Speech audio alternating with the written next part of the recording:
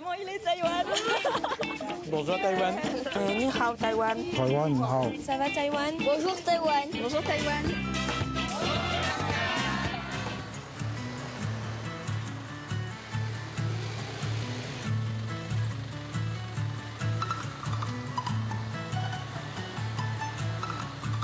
榴莲王嘅记录学可能高热，但是喺健康那么临时木足，一係皮膚污嘅人，就算行到順康嘅總嘅巡塔，也依少看到黃種人。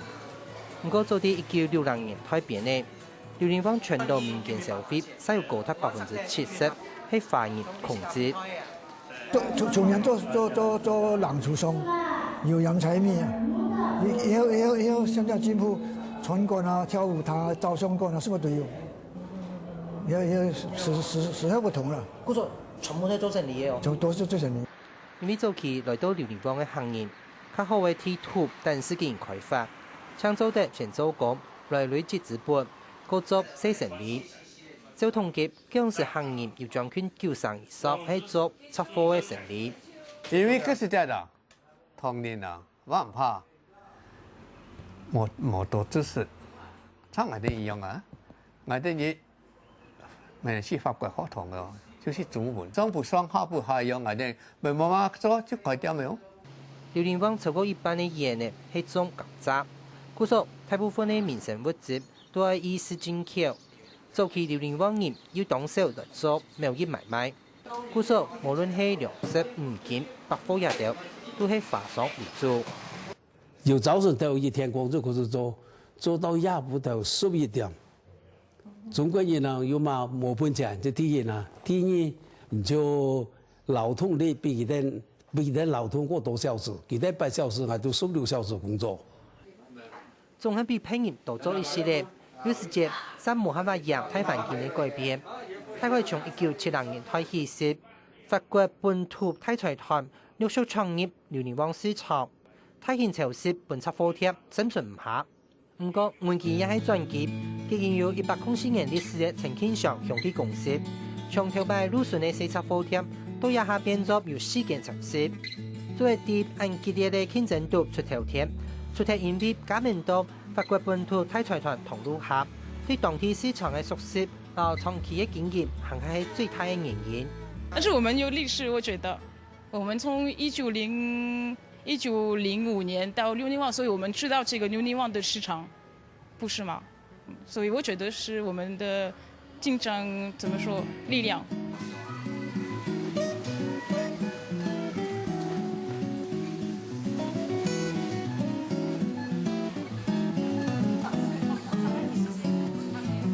榴蓮王呢，有10個人嘅從一般小票一樣嘅超級市場，因為榴蓮王人呢非常嘅好食，有糖嘅汽水，故所呢唔啲超級市場裏度可能都非常多嘅飲料，其中有一種飲料呢，很多 COT， 其實呢係一個行業嘅名嘅，按呢排嘅。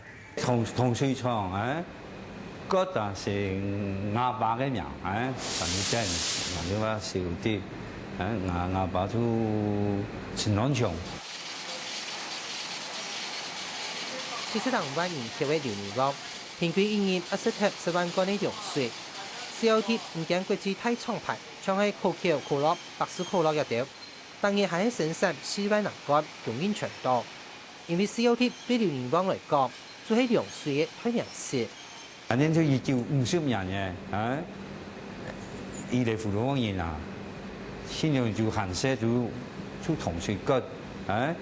健態，雖然呢有一樣啊，有嘅用嘅有一名，糖水衣服都講出骨啊，周件我哋出行有嘅出樣啊，出件時陣時，先用話糖水出骨出口哩。講到涼水，會想到 COT， 一樣講到法國麵包，就總唔能唔講到洋式麵包。呢個品牌啲榴蓮王也係大家都知，最大嘅法國麵包吃粗爽。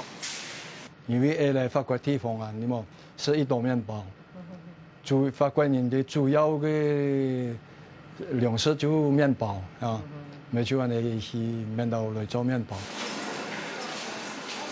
因為榴蓮王人超過4股3股食麵包，因为平均做的食贴15万条面包，看准一样的商机，杨屋配搭的用机械自动化挑战手工面包，也成功的占领7省的市场。24點做無甜的面包廠，這裡講只要一停工，榴蓮灣就冇面包做得食。如果網知識就有限，唔能做按人，而今以後出佔領現代就變就做錢多錢的路去。無論係涼水飲料廠、大型超市、食品製造商，也係傳統。因為發現頭版啲全島內都有嘅雜貨店，結合作當快嘅商業廟。故所啲榴蓮灣經濟掌握好嘅時節，發現就證明較好嘅條件。也因為咁樣建立起榴蓮灣行業嘅商業王國。下個節目蔡依卓、陳居明，榴蓮灣採訪報道。